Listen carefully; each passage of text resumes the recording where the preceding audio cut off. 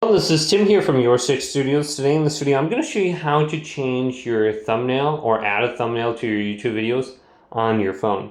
So if you're just using the YouTube app, go to the bottom right and click on your profile.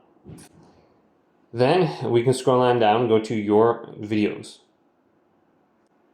Now under here, you can see your latest videos, etc.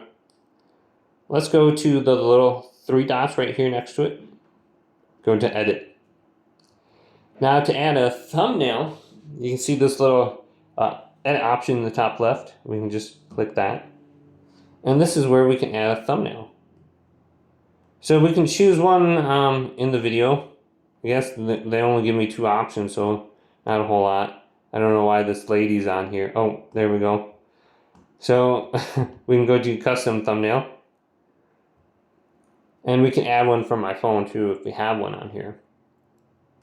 So just scroll on down, and then we can just choose one here too. So maybe the one with the hat here. Go to done, and we can go to save now. Okay, so you can see that's my new thumbnail.